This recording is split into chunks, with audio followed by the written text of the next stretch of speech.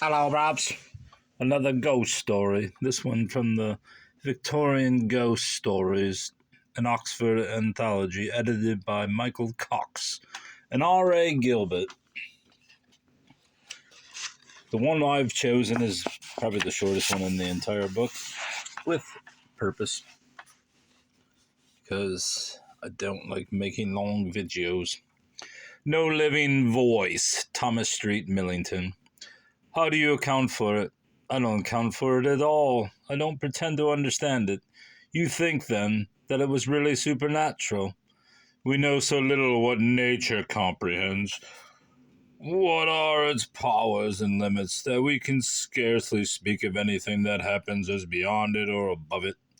And you are certain that this did happen? Quite certain of that, I have no doubt whatever.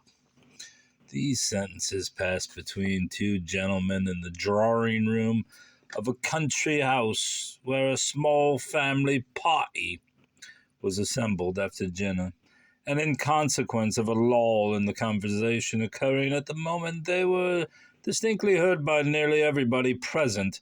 Curiosity was excited, and inquiries were eagerly pressed as to the nature or supernature of the event under discussion. "A ghost story," cried one. "Oh, delightful! We must and will hear it." "Oh, please, no," said another. "I should not sleep all night. And yet I am dying with curiosity."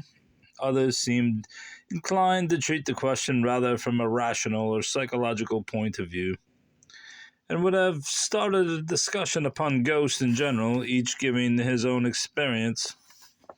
But they were brought back by the voice of the hostess saying, "Question, question." And the first speakers were warmly urged to explain what particular event had formed the subject of their conversation. "It was you, Mr. Brown, who said you could not account for it, and you are such a very matter-of-fact person that we feel doubly anxious to hear what wonderful occurrence could have made you look so grave and earnest." "Thank you," said Mr. Brown.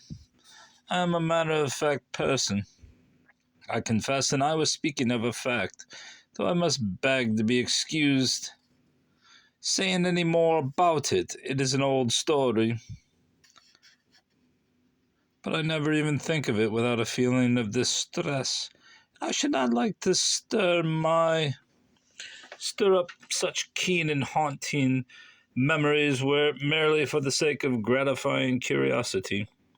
I was relating to Mr. Smith, in few words, an adventure which befell me in Italy many years ago, giving him the naked facts of the case, the refutation of a theory which he had been propounding.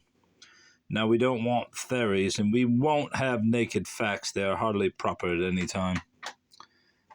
And at this period of the year, with snow upon the ground, they would be most unseasonable.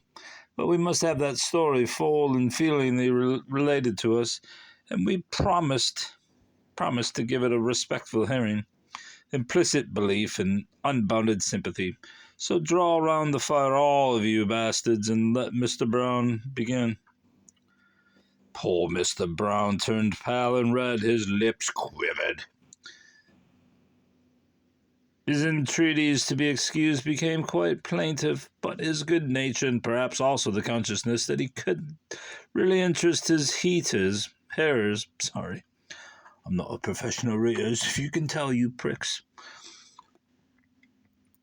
could really interest his hearers, led him to overcome his reluctance, and after exacting a solemn promise that there should be no jesting or levity in regard to what he had to tell, he cleared his throat twice or thrice, and in a hesitating, nervous tone began as follows. "It was in the spring of 18. I had been at Rome during the Holy Week, and had taken a place in the diligence for Naples. There were two routes, one by the way of Terracina and the other by Via Latina, more inland. The diligence, which made the journey only twice a week, followed these routes alternately, so that each road was traversed only once in 7 days. I chose the inland route, and after a long day's journey arrived at Soprano, where we halted for the night. The next morning we started again very early, and it was scarcely yet daylight when we reached the Neapolitan frontier. At a short distance from the town, there our passports were examined, and to my great dismay I was informed that mine was not Enrico. It was covered, indeed, with stamps and signatures, not one of which had been procured without some cost and trouble. But one visa yet was wanting, and that the all-important one, without which none could enter the kingdom of Naples.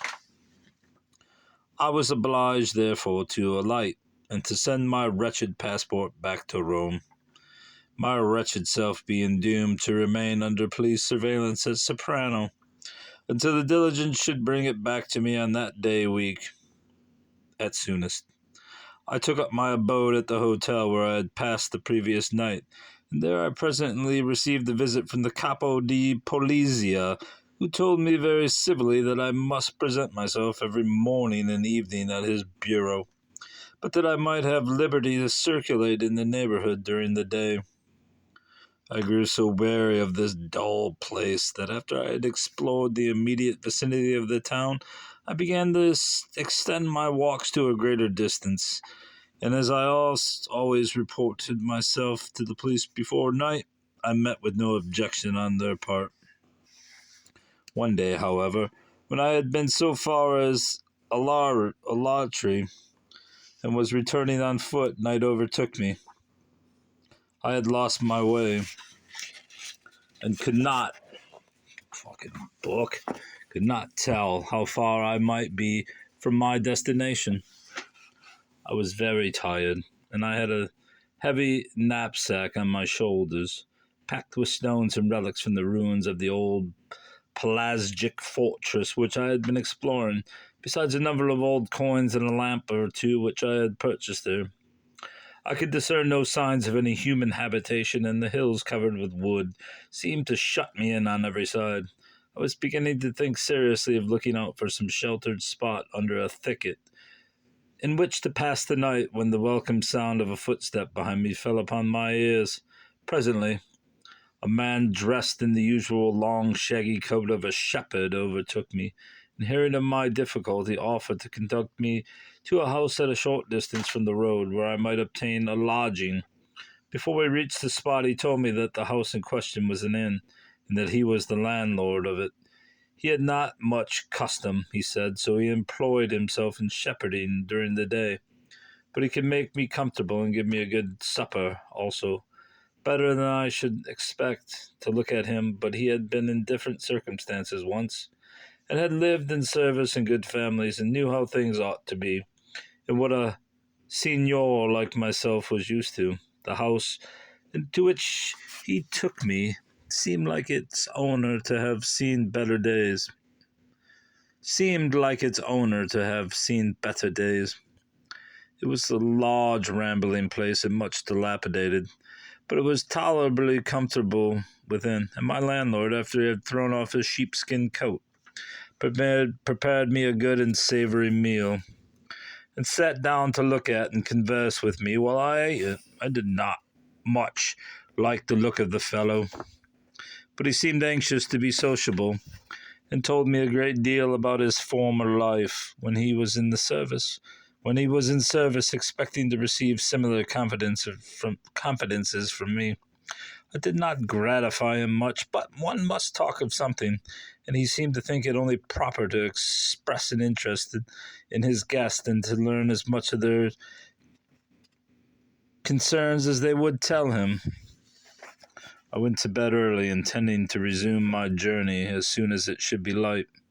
My landlord took up my knapsack and carried it to my room, observing as he did, so that it was a great weight for me to travel with. I answered jokingly that it contained great treasures, referring to my coins and relics. Of course, he did not understand me, and before I could explain, he wished me a most happy little night and left me. The room in which I found myself was situated at the end of a long passage. There were 2 rooms on the right side of this passage, and a window on the left, which looked out upon a yard or garden.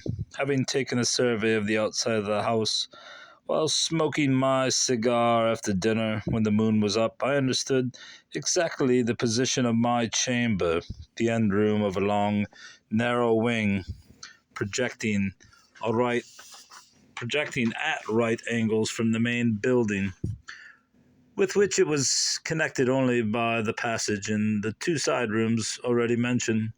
Please to bear this description carefully in mind while I proceed. Before getting into bed, I drove into the floor to the door a small gimlet which formed part of a complicated pocket knife which I always carried with me, so that it would be impossible for anyone to enter my room without my knowledge. There was a lock to the door, but the key would not turn in it. There was also a bolt, but it would not enter the hole intended for it, the door having sunk apparently from its proper level. I satisfied myself, however, that the door was securely fastened by my gimlet, and soon fell asleep. How can I describe the strange and horrible sensation which oppressed me as I woke out of my first slumber? I had been sleeping soundly, and before I quite recovered consciousness, I had instinctively risen from my pillow, and was crouching forward, my knees drawn up, my hands clasped before my face, and my whole frame quivering with horror. I saw nothing, felt nothing, but a sound was ringing in my ears which seemed to make my blood run cold. I could not have supposed it possible that any mere sound, whatever might be its nature, could have produced such a revulsion of feeling and inspired such intense horror as I then experienced. It was not a cry of terror that I heard that would have roused me to action. Sorry, I'm reading on an angle in dim light. Please bear with me. Not that you have a choice. If you'd listen this far, you're desperate for a story. And then it was not a cry of terror that I heard that would have roused me to action, nor the moaning of one in pain that would have distressed me and called forth sympathy rather than aversion. True, it was like the groaning of one in anguish and despair, but not like any mortal voice. It seemed too dreadful, too intense for human utterance. The sound had begun while I was fast asleep, close to the head of my bed, close to my very pillow. It continued after I was wide awake, a long, loud, hollow, protracted groan, making the midnight air reverberate, and then dying gradually away until it ceased entirely. It was some minutes before I could at all recover from the terrible impression which seemed to stop my breath and paralyze my limbs. At length I began to look about me, for the night was not entirely dark, and I could discern the outlines of the room and the several pieces of furniture in it. I then got out of bed and called about. Who is there? What is the matter? Is anyone ill? I repeated these inquiries in Italian and in French, but there was none that answered. Fortunately, I had some matches in my pocket and was able to light my candle. I then examined every part of the room carefully, and especially the wall at the head of my bed. Sounding it with my knuckles, it was firm and solid there, as in all other places. I unfastened my door and explored the passage, and the two adjoining rooms, which were unoccupied and almost destitute of furniture. They had evidently not been used for some time. Search as I would, I could gain no clue to the mystery. Returning to my room, I sat down upon the bed in great perplexity, and began to turn over in my mind whether it was possible I could have been deceived, whether the sounds which caused me such distress might be the offspring of some dream or nightmare. But to that conclusion I could not bring myself at all, much as I wished it, for the groaning that continued ringing in my ears long after I was wide awake and conscious. While I was thus reflecting, having neglected to close the door, which was opposite the side of my bed where I was sitting, I heard a soft footstep at a distance, and presently a light appeared at the further end of the passage.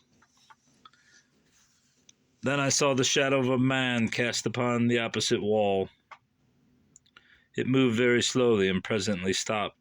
I saw the hand raised as if making a sign to someone, and I knew from the fact of the shadow being thrown in advance that there must be a second person in the rear by whom the light was carried. After a short pause, they seemed to retrace their steps, without my having had a glimpse of either of them, but only of the shadow which had come before and of which followed them as they withdrew. It was then a little after 1 o'clock, and I concluded they were retiring late to rest and anxious to avoid disturbing me, though I have since thought that it was the light from my room which caused their retreat. I felt half inclined to call to them, but I shrank, without knowing why, from making known what had disturbed me, and while I hesitated they were gone. So I fastened my door again and resolved to sit up and watch a little longer by myself. But now my candle was beginning to burn low, and I found myself in the dilemma. Either I must extinguish it at once, or I should be left without the means of procuring a light in case I should be again disturbed. I regretted that I had not called for another candle, while there were people yet moving in the house, but I could not do so now without making explanations. So I grasped my box of matches, put out my light, and lay down, not without a shudder, in the bed. For an hour or more I lay awake thinking over what had occurred, and by that time I had almost persuaded myself that I had nothing but my own morbid imagination to thank for the alarm which I had suffered. It is an outer wall, I said to myself. They are all outer walls, and the house is built of stone. It is impossible that any sound could be heard through such a thickness. Besides, it seemed to be in my room, close to my ear. What an idiot I must be to be excited and alarmed about nothing. I'll think no more about it. So I turned on my side with a smile, rather a forced one, at my own foolishness, and composed myself to sleep. At that instant I heard, with more distinctness than I ever heard any other sound in my life, a gasp, a voiceless gasp, as if someone were in agony for breath, biting at the air, or trying with desperate efforts to cry out or speak. It was repeated a second and a third time, then there was a pause, then again that horrible gasping, and then a long-drawn breath, an audible drawing up of the air into the throat, such as one would make in heaving a deep sigh. Such sounds as these could not possibly have been heard unless they had been close to my ear.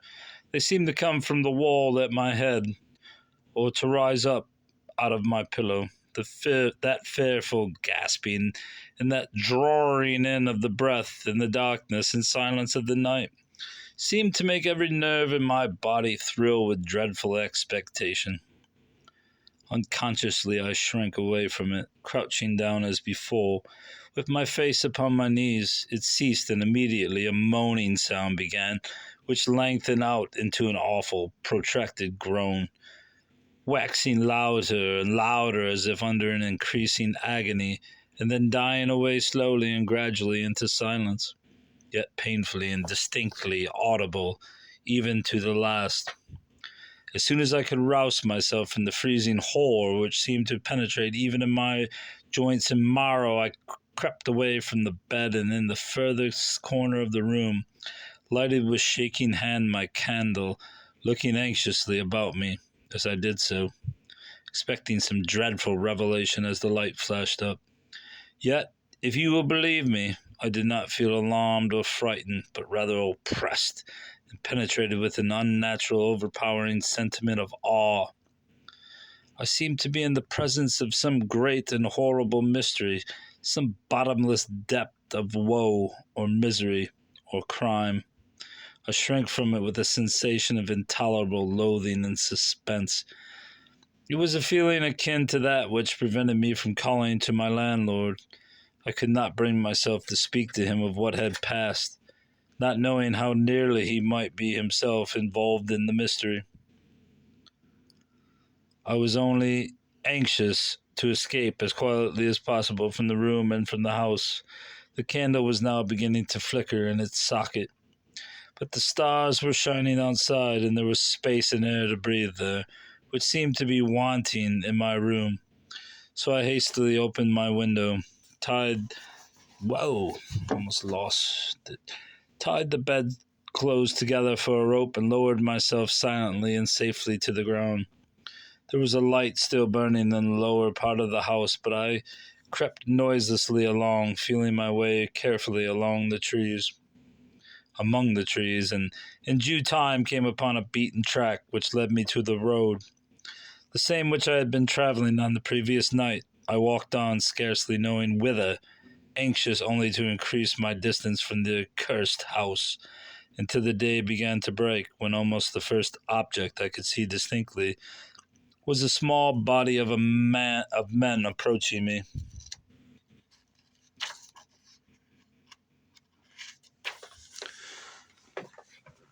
It was with no small pleasure that I recognized at their head my friend the Capo de Polizia. "Ah," he cried, "unfortunate Inglese, what trouble you have given me! Where have you been? God be praised that I see you safe and sound. But how? What is the matter with you? You look like one possessed." I told him how I had lost my way and where I had lodged. "And what happened to you there?" he cried with a look of anxiety. "I was disturbed in the night. I could not sleep. I made my escape, and here I am. I cannot tell you more." "But you must tell me more, dear sir. Forgive me. You must tell me everything. I must know all that passed in that house. We have had it under our surveillance for a long time, and when I heard in what direction you had gone yesterday and had not returned, I feared you had got into some mischief there, and we were even now upon our way to look for you." I could not enter into particulars, but I told him I had heard strange sounds, and at his request I went back with him to the spot. He told me by the way that the house was known to be the resort of bandits, or banditti, that the landlord harbored them, received their ill-gotten goods, and helped them to dispose of their booty. Arrived at the spot, he placed his men about the premises and instituted a strict search, the landlord and the man who was found in the house being compelled to accompany him. The room in which I had slept was carefully examined. The floor was of plaster or cement, so that no sound could have passed through it. The walls were sound and solid, and there was nothing to be seen that could in any way account for the strange disturbance I had experienced. The room on the ground floor underneath my bedroom was next inspected. It contained a quantity of straw, hay, firewood, and lumber. It was paved with brick, and on turning over the straw, which was heaped together in a corner, it was observed that the bricks were uneven, as if they had been recently disturbed. "Dig here," said the officer. "We shall find something hidden here, I imagine." The landlord was evidently much disturbed. "Stop," he cried. "I will tell you what lies there. Come away out of the doors, and you shall know all about it. Dig, I say. We will find out for ourselves." "Let the dead rest," cried the landlord with a trembling voice. "For the love of heaven, come away and hear what I shall tell you." "Go on with your work," said the sergeant to his men, who were now playing pickaxe, pickaxe and spade. "I can't stay here and see it," exclaimed the landlord once more. "Here, then, it is the body of my son, my only son. Let him rest, if rest he can. He was wounded in a quarrel and brought home here to die. I thought he would recover, but there was neither doctor nor priest at hand, and in spite of all that we could do for him, he died. Let him alone now, or let a priest first be sent for. He died unconfessed, but it was not my fault. It may not be yet too late to make peace for him. But why is he buried in this place? We did not wish to make a stir about it. Nobody knew of his death, and we laid him down quietly. One place I thought was as good as another, when once the life was out of him. We are poor folk and could not pay for ceremonies." The truth at length came out. Father and son were both members of a band of thieves. Under this floor they concealed their plunder, and there too lay more than one mouldering corpse, victims who had occupied the room in which I slept, and had there met their death. The son was indeed buried in that spot. He had been mortally wounded in a skirmish with travelers, and had lived long enough to repent of his deeds and to beg for that priestly absolution which, according to his creed, was necessary to secure his pardon. In vain he had urged his father to bring the confessor to his bedside. In vain he had entreated him to break off from the murderous band with which he was allied, and to live honestly in future. His prayers were disregarded, and his dying admonitions were of no avail. But for the strange, mysterious warning which had roused me from my sleep and driven me out of the house that night, another crime would have been added to the old man's tale of guilt. That gasping attempt to speak and that awful groaning, whence did they proceed? It was no living voice. Beyond that, I will express no opinion on the subject. I will only say it was the means of saving my life, and at the same time putting an end to the series of bloody deeds which had been committed in that house. I received my passport that evening by the diligence from Rome, and started the next morning on my way to Naples. As we were crossing the frontier, a tall figure approached, wearing the long, rough cappota of the mendicant friars, with a hood over the face and holes for the eyes to look through. He carried a tin money box in his hand, which he held out to the passengers, jingling a few coins in it, and crying in a monotonous voice, "A name in purgatorio, a name in purgatorio." I do not believe in purgatory, nor in supplications for the dead, but I dropped the piece of silver into the box nevertheless, as I thought of that unhallowed grave in the forest, and my prayer went up to heaven in all sincerity. Requisite in pace.